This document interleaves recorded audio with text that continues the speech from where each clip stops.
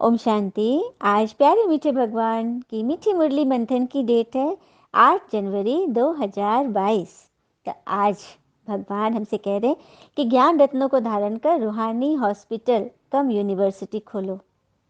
और सबके health wealth में सुधार करो। भगवान चाह रहे हैं कि हम हजारों लोगों का कल्याण करें, लाखों का कल्याण करें। जो करेगा सो पाएगा। कंबाइन रूप से भगवान हमें ज्ञान का इंजेक्शन लगाते हैं। नींद को जीतने वाला बनो। धनवान होगा तो बड़ा खोलेगा, गरीब होगा तो छोटा, मतलब जिसकी जितनी सामर्थ्य है उस हिसाब से करो। सारा मदार तो पवित्रता पर है, पढ़ाई पर है। अच्छा मीठे बच्चे, ज्ञान रत्नों को धारण कर रूहानी हॉस्पिटल यूनिवर्सिटी खोलते जाओ, जिससे सबको हेल्थ वेल्थ मिले।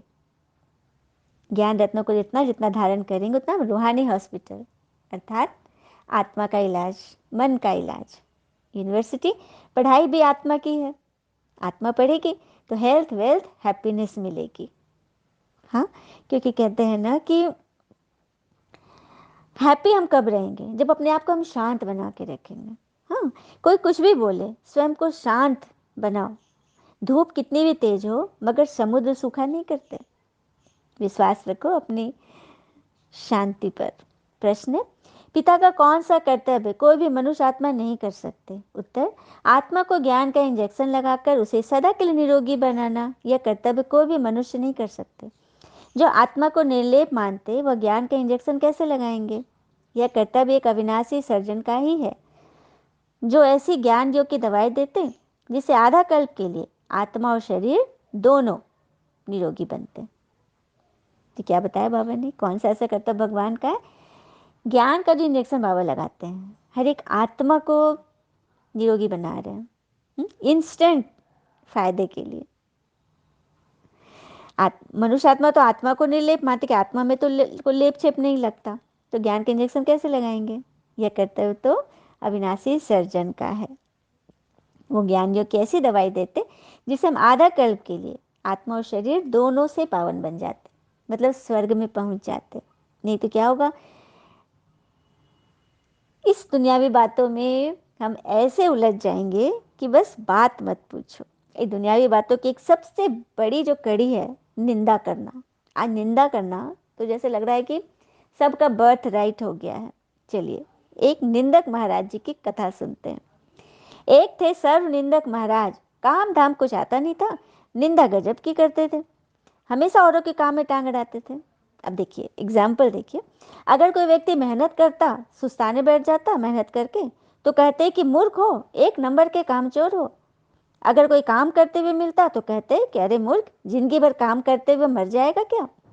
कोई पूजा पाठ में रुचि दिखाता तो कहते पूजा के नाम पर देह चुरा रहा है, ये पूजा के नाम पर मस्ती के अलावा कुछ नहीं करता। अगर कोई व्यक्ति पूजा पाठ नहीं करता तो कहते अरे मूर्ख, ये तो नास्तिक है, भगवान से तो कोई मतलब ही नहीं, मरने के बाद पक्का नरक में जाएगा। मानो निंदा का वह इतना पक्का खिलाड़ी बन गया कि आखिरकार नारद जी ने अपने स्वभाव अनुसार श्री विष्णु जी के पास इसकी खबर पहुंचा दी, क्योंकि नारद जी को तो सबकी खबर रहती है कौन धरती पर क्या कर रहा है। विष्णु जी पर खबर पहुंचाई तो विष्णु जी ने कहा कि उन्हें विष्णु लोक में भोजन के लिए आमंत्रित करो। नारद तुरंत भगवान का, श्री विष्णु का न्योता दे दिया उनको, सर्वनिंदक महाराज जी को। कहानी काल्पनिक है लेकिन बड़ी मजेदार है, समझाने वाली है। और वो बिना किसी जोखिम लिए, है ना, विष्णु लोक पहुंच गए। कि पता नहीं कब श्री विष्णु जी पलटी मार दे, पहुंच गए फट से। उधर लक्ष्मी जी ने नाना प्रकार के व्यंजन अपने हाथों से बनाकर उस महाराज जी को परोसा। सर्वनिंदक जी ने जमकर हाथ साफ किया, वे बड़े प्रसन्न दिख रहे थे। श्री विष्णु जी को पूरा विश्वास हो गया कि इस बार तो लक्ष्मी जी के बनाए भोजन की वो निंदा कर ही नहीं सकता। फिर भी नारद जी को संतुष्ट करने के लिए पूछ लिया। नारद जी ने अपना सवाल पूछ लिया उससे कि महाराज जी भोजन कैसा लगा। तो वो बोलते हैं भोजन का तो पूछिए मत, आत्मा तृप्त हो गई, लेकिन भोजन इतना भी अच्छा नहीं होना चाहिए कि आदमी खाते खाते प्राण ही त्याग दे। इस पर विष्णु जी बोले, हे वत्स, निंदा के प्रति तुम्हारा समर्पण देखकर मैं प्रसन्न हुआ। आपने तो लक्ष्मी जी को भी नहीं छोड़ा, तो वर मांगो। श्रव निंदक जी ने शर्माते हुए क्या कहा पता है? हे ईश्वर, मेरे वंश में वृद्धि होनी चाहिए। विष्णु जी ने कह दिया तथास्तु। तब से ऐसे निरर्थक सर्व निंदक महाराज जी सभी जगह पाए जाने लगे, क्योंकि उनके वंश की वृद्धि हो गई ना। तो कहानी में क्या समझा रही है? हम चाहे कुछ भी कर ले, इन निंदकों की प्रजाति को संतुष्ट नहीं कर सकते। अतः ऐसे लोगों की परवाह किए बिना आध्यात्मिक पथ पर अग्रसर रहो और नियम से ईश्वरीय फरमान पे चलो, मुरली सुनते रहो। आज की मुरली का गीत है, यह वक्त जा रहा है। ओम शांति। यह किसने कहा कि बाकी थोड़ा समय है, वक्त जा रहा है, अभी थोड़ी बची है? हुँ? तो भगवान ने आकर बताया ना कि ये संगम युग का समय भी अब जा रहा है, तुम्हारा अंतिम जन्म है, अब तो तैयारी कर लो, क्योंकि इस पुरानी दुनिया में जहाँ बैठे हो वहाँ दुख ही दुख है, सुख का तो नामो निशान ही नहीं।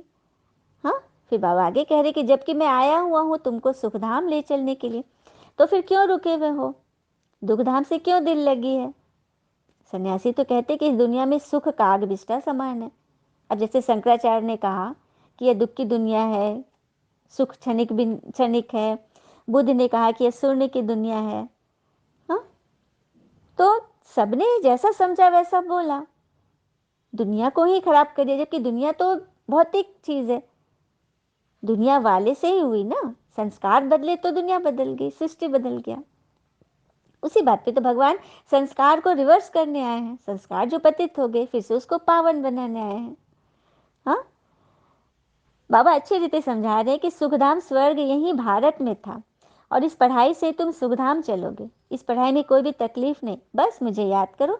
इस याद से ही तुम निरोगी बनोगे, तुम्हारी काया कल्प वृक्ष समान दीर्घायु होगी। देखा, बाबा ने आशीर्वाद दे दिया। इस याद से, इस ज्ञान से ही तुम निरोगी बनोगे, तुम्हारी काया कल्प वृक्ष समान दीर्घायु होगी। बाकी ये जो मनुष्य सृष्टि का झाड़ है, इसकी आयु 5,000 वर्ष है। ये जो कल्प है ना, चारों युगों का, सतयुग त्रेता द्वापर कलयुग, उसकी आयु 5,000 वर्ष है। इसमें आधा कल्प वृक्ष, मतलब आधा कल्प सुख व आधा कल्प दुख है, मतलब आधा आधा बटा हुआ है। बाबा समझाते ये रूहानी हॉस्पिटल भी है तो यूनिवर्सिटी भी है। भले बाबा ही आकर ये स्थापन करते हैं कंबाइंड रूप में। किसके साथ कंबाइंड?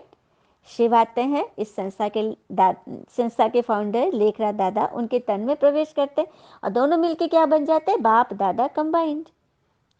क्योंकि शिव बगैर बाबा के, ब्रह्मा के कुछ भी नहीं। निराकार कैसे सबसे कनेक्ट होंगे आत्माओं से? एक साकार शरीर तो चाहिए, तो ब्रह्मा उनके रथ बनते हैं। फिर बाबा आके कहते हैं कि हॉस्पिटल तो दुनिया में हजारों हैं, मतलब वैसे तो हॉस्पिटल दुनिया में हजारों हैं, लेकिन तुम्हारा जो हॉस्पिटल है, तुम जो यहाँ काम करते हो, वो एकदम यूनिक है, क्योंकि यहाँ सभी को हेल्थ, वेल्थ, हैप्पीनेस मिलती है।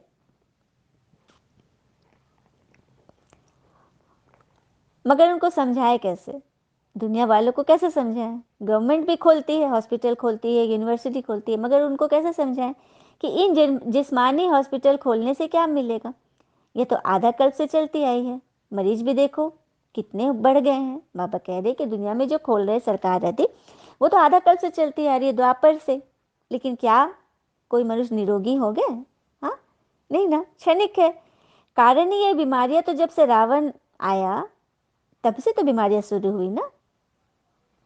अब जैसे बड़े बड़े वीआईपीज हैं, एजुकेशन मिनिस्टर हैं, हेल्थ मिनिस्टर को भी समझाओ कि बेहद के पिता ने कंबाइंड हॉस्पिटल का यूनिवर्सिटी खोली है। बाबा कह रहे हैं कि गवर्नमेंट को समझाओ, बड़े बड़े वीआईपीज को समझाओ कि यहाँ पर अविनाशी कंबाइंड हॉस्पिटल कम यूनिवर्सिटी खुली है, आप भी ऐसे खोलो तो मनुष्यों का कल्याण होगा। क्योंकि वे बड़े लोग हैं ना, उनकी बात बहुतों तक पहुँचेगी और सब उसका मान देंगे।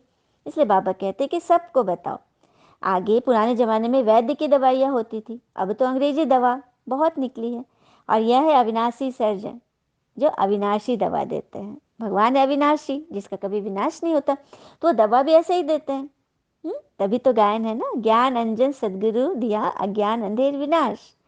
बाबा ज्ञान का इंजेक्शन लगाते हैं आत्मा को, क्योंकि आत्मा को इंजेक्शन लगाने वाला तो शिव बाबा के सिवाय तो कोई नहीं हो सकता। आत्मा को इंजेक्शन कौन लगाए? भगवान ही आके लगाएंगे ना। आत्मा का अता पता किसको मालूम है? ईश्वर को ही मालूम है। तो इस पर समझाओ कि इस हॉस्पिटल वो यूनिवर्सिटी में तो लाखों रुपया खर्चा हो जाता है, दुनिया में जो हॉस्पिटल बनते हैं, जबकि यहाँ तो खर्चे की कोई बात ही नहीं, बस 3 पैर पृथ्वी चाहिए, 3 पैर। मतलब छोटा सा भी खोल लो, कोई ज़्यादा तुम्हें तामझाम नहीं लगाना है। जो भी है इसको समझाओ, अविनाशी सर्जन की याद से एवर हेल्दी वेल्दी बनोगे, और चक्र को याद करने से चक्रवर्ती राजा बनोगे। चक्र वही है, स्व का दर्शन, स्वदर्शन चक्र। धनवान जो होगा वो बड़ा खोलेगा, और गरीब छोटा सा, लेकिन खोलेगा जरूर, क्योंकि जो करेगा सो पाएगा। बहुतों का कल्याण होता है। मैं श्रीमत देता हूँ श्रेष्ठ बनने के लिए। बहुत है जो सुनते तो हैं परंतु करते नहीं है, क्योंकि तकदीर में नहीं है। सुनते हैं, अच्छा अच्छा कहते हैं, लेकिन चल नहीं पाते क्योंकि तकदीर में नहीं होगी। भारत गरीब है, और उनमें भी जो अधिक गरीब है, बाबा उन्हों को ही उठाते हैं। देखा, बाबा ने आज क्लियर कर दिया, भारत गरीब है, हाँ, डेवलपिंग कंट्री में, और उनमें से भी जो अधिक गरीब है, भगवान उन्हों को उठाते हैं। साहूकार तो नींद में सोए पड़े, बाबा ही तीसरा नेत्र देकर बच्चों को जगाते हैं और बताते हैं कि अभी क़यामत का समय चल रहा है, मैं सबको वापस ले जाऊंगा। पंडाबन में आया हूँ, वह जिस्मानी यात्रा करते ही, यह रूहानी यात्रा है, जिसमें चलना फिरना थकना नहीं है। दुनिया में भी जो पंडे होते हैं, ब्राह्मण लोग, वो लोग भी सबको रास्ता बताते हैं, मंदिर तक चलो, इस देव तक पूजा करो, ऐसे करो, विधि बताते, और उसमें सब कह देते हैं सत्य वचन, है ना। हमारे शास्त्रों में जो लिखा है कि कान से बच्चा पैदा हुआ, सत्य वचन महाराज। किसी का चेहरा वानर के जैसा, सत्य वचन महाराज। और भी क्या क्या, ब्रह्मा की नाभि से विष्णु निकला, सत्य वचन महाराज। नाभि से कैसे निकलेगा कुछ भी। किसी का गला काटा, फिर जोड़ दिया, सत्य वचन महाराज। लेकिन हम आत्मा अगर बताएंगे कि यह कल्प की आयु 5000 वर्ष से, ईश्वर सर्वव्यापी नहीं, परमात्मा भी अवतरण लिए हैं, टीचर बनकर पढ़ा रहे हैं, तो सबको लगेगा कि तो कल्पना की बातें हैं। इधर की बातें सुनने को तैयार नहीं, क्योंकि उनको प्रूफ चाहिए। लिखा हुआ चीज़ तो है नहीं, परमात्मा आकर तो नया ज्ञान सुनाते हैं, अनोखा, है ना, बड़ी बात। फिर बाबा कह रहे कि नींद को जीतने वाला बनो तो तुम नजदीक आते जाएंगे। रुद्र ज्ञान यज्ञ में पवित्र ब्राह्मण ही रहते हैं। जैसे सर्प खाल छोड़ नया लेता है, वैसे तुम ये पुराने स्वभाव संस्कार का शरीर छोड़ नया दैवी गुणों वाला शरीर ले रहे हो। सारा मदार पवित्रता पर है, इसी पर तो अबलाओं पर अत्याचार होते हैं। द्रौपदी ने भी पुकारा था ना, पुकारा था ना, तो ईश्वर कैसे रक्षा करते। ईश्वर की कृपा पर कभी शक मत करना। चलिए, ये प्रसंग हमें समझाएगा। एक बार स्वयंवर हो रहा था ना द्रौपदी का, जो अर्जुन गए थे, और वो ये पॉइंट रखा गया था कि नीचे जल पर देख करके, परछाई देखकर, ऊपर मछली उसकी आंख में, और जल घूम रहा है, उसके आंख में तीर लगाना है, तभी द्रौपदी से शादी होगी। तो अर्जुन श्री कृष्ण की तरफ देख रहे थे, देख रहे, वो तो कुछ कर ही नहीं रहे हैं। तो मनी मन बात हुई, तो बोला, हे प्रभु, आप तो कुछ कर ही नहीं रहे हैं, आपने तो कुछ किया ही नहीं, तीर का निशाना तो मैंने लगाया। तो बाद में कृष्ण जी ने कहा, अरे वो जल जिस पे तुम देख करके मछली को निशाना लगा रहे थे, उस जल को स्थिर कौन रखे हुए था। तो देखा, ईश्वर की मदद स्थूल रूप से नहीं, सूक्ष्म रूप से वो हमारी मदद करते हैं, हमें पता भी नहीं चलता, और ईश्वर की मदद हो जाती है। अच्छा, मीठे बच्चे प्रति भगवान की नमस्ते, हम बच्चों के भी प्यारे बाबा को नमस्ते। धारणा के लिए मुख्य सार, पहले पॉइंट, पिता के समीप आने के लिए रूहानी यात्रा पर रहना है। रात को जागकर भी यह बुद्धि की यात्रा जरूर करनी है। भगवान के समीप अर्थात मंजिल के समीप आने के लिए रूहानी यात्रा जरूर करना है। दूसरी पर, सच्चे सच्चे ब्राह्मण बन 21 कुल का उद्धार करना है, स्वदर्शन चक्रधारी बनना है। काल पर विजय पाने के लिए इस पुरानी खाल से ममत्व निकाल देना है। सच्चा सच्चा ब्राह्मण बन 21 कुल का उद्धार करना है, स्वदर्शन चक्रधारी बनना है। काल पर विजय पाने के लिए इस पुरानी खाल से, पुराने स्वभाव संस्कार, पुरानी दुनिया से बुद्धि योग हटा देना है। वरदान है, रूहानियत द्वारा वृत्ति, दृष्टि, बोल और कर्म को रॉयल बनाने वाले ब्रह्मा पिता समान भव। रूहानियत द्वारा वृत्ति, दृष्टि, बोल और कर्म को रॉयल बनाने वाले ब्रह्मा पिता समान भव। जैसे ब्रह्मा पिता के बोल, चाल, चेहरे और चलन में जो रॉयल्टी देखी, उसको फॉलो करो। ब्रह्मा पिता ने कभी छोटी छोटी बातों में अपनी बुद्धि व समय नहीं गवाया। उनके मुख से कभी साधारण बोल नहीं निकले, हर बोल युक्ति युक्त अर्थात व्यर्थ भाव से परे अवेग भाव व भावना वाले रहे। उनकी वृत्ति हर आत्मा प्रति सदा शुभ भावना शुभ कामना वाली रही। दृष्टि से सबको फरिश्ते रूप में देखा। कर्म से सदा सुख दिया और सुख लिया। ऐसे फॉलो फादर करो, तब कहेंगे ब्रह्मा पिता समान। समझ में आया? ब्रह्मा पिता जो संस्था के फाउंडर थे, जिनके तन में परमात्मा ने प्रवेश किया, तो उन्होंने कैसा पुरुषार्थ किया। उनकी वृत्ति हर आत्मा के प्रति शुभ भावना शुभ कामना रही।